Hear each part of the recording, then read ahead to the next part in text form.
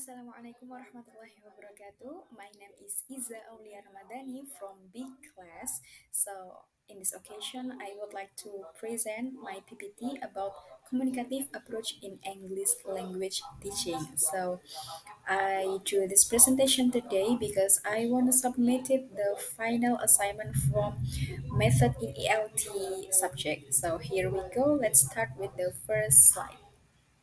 Okay, the first slide is about introduction to the communicative approach. So, what is the communicative approach?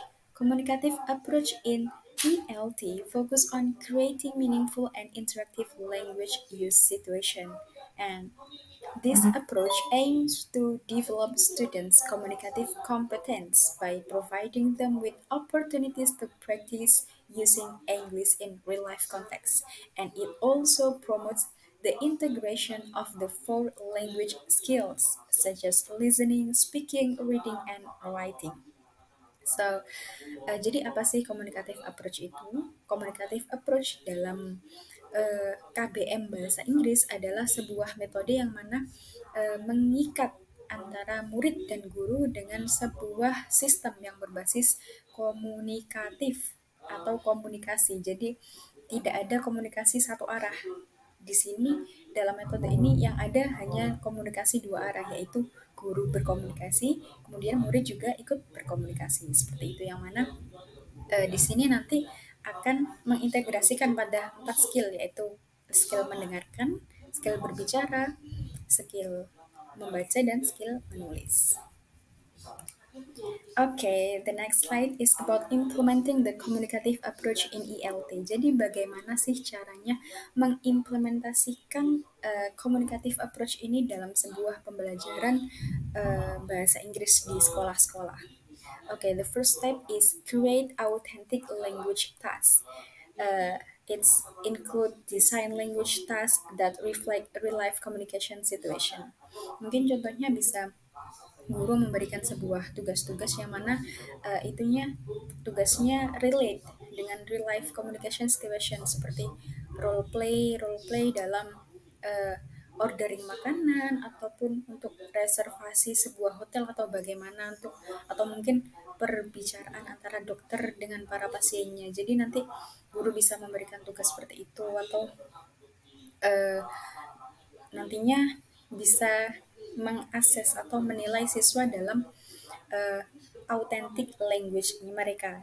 Bagaimana sih bahasa asli, bahasa dalam kesehari-harian yang dipakai gitu, seperti itu. Kemudian the second step is foster collaborative learning that encourage collaborative learning by organizing group activities and project. Jadi di sini siswa dituntut untuk berkolaborasi antara satu teman dengan teman yang lain. Jadi seperti dalam sebuah grup yang artinya mungkin bisa dibuat sebagai diskusi atau kemudian tanya jawab yang mana nantinya tetap menekankan pada komunikatif karena mungkin pasti ada sebuah sanggahan ataupun ada yang setuju atau yang tidak setuju seperti itu. Jadi tetap mengacu pada komunikasi antara satu dengan yang lain seperti itu. Kemudian the last step is provide feedback and reflection. So jadi apa sih yang harus dilakukan guru dalam menerapkan communicative approach in LT? Yang terakhir adalah offer constructive feedback on students' language production, focusing on both accuracy and fluency. Jadi guru di sini ditekankan untuk memberikan sebuah feedback atau umpan balik kepada para siswanya. Kalau bisa ya pada setiap siswa. Jadi setiap siswa yang sudah berusaha, sudah mencoba untuk berkomunikasi dalam berbahasa Inggris, guru harus memberikan feedback seperti pujian ataupun saran dan lain sebagainya. Jadi mungkin bisa pujian, kemudian disertai dengan saran bagaimana baiknya agar kedepannya atau minggu-minggu berikutnya bisa lebih baik lagi.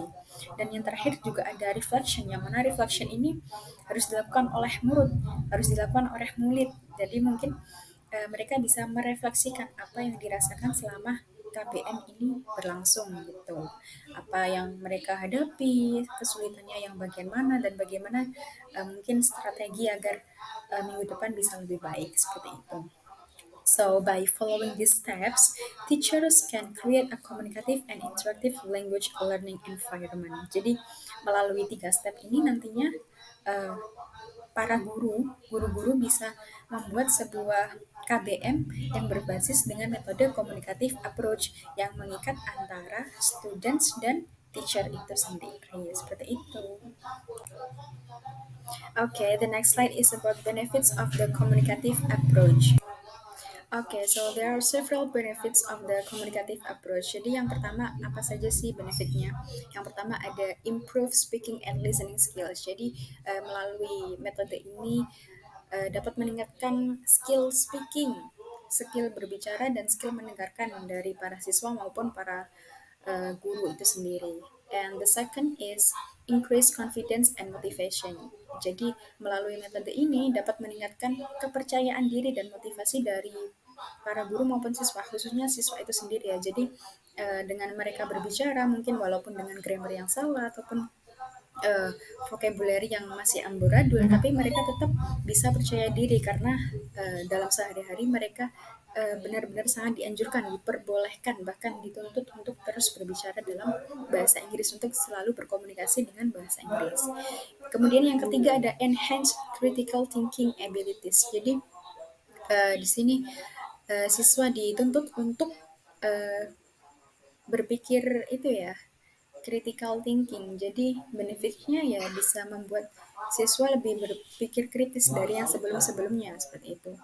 And the fourth is intercultural communication competence, and the last is preparation for real life language use. Jadi melalui ini siswa bisa me- menyiapkan dirinya untuk bagaimana sih penggunaan eh, bahasa Inggris dalam kehidupan sehari-hari seperti itu. Okay, and the last slide is about possible challenges when implementing the communicative approach.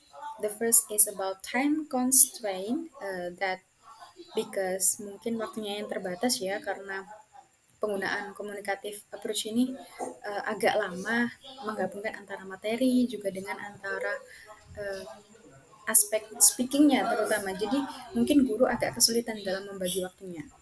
Kemudian yang kedua ada assessment difficulties.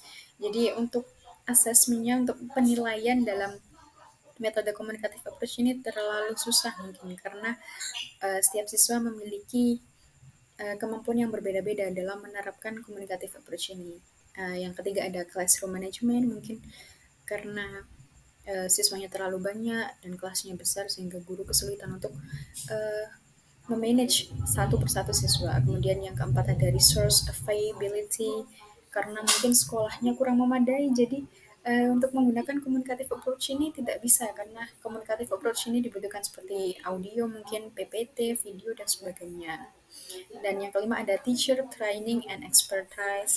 Dan yang keenam ada cultural and linguistic diversity. And the last one is student resistance or lack of familiarity. Nah, yang kedelapan ini mungkin sangat-sangat itu ya challenges buat para guru karena mungkin murid-murid tidak terbiasa dalam berkomunikasi in English language gitu ya. Jadi tantangan tersendiri bagaimana nih guru bisa mengubah tantangan itu menjadi sebuah uh, bukan tantangan lagi gitu. So despite these challenges, with proper planning and ongoing support and a commitment to student-centered learning, educators can address this obstacle and successfully implement the communicative approach, reaping the benefits it offers for language acquisition and communication skills development. Okay, this is the last for my presentation. Thank you for your attention. I hope that can bring benefit for us in later or in the future. So I think enough. The last I say, Assalamualaikum warahmatullahi wabarakatuh.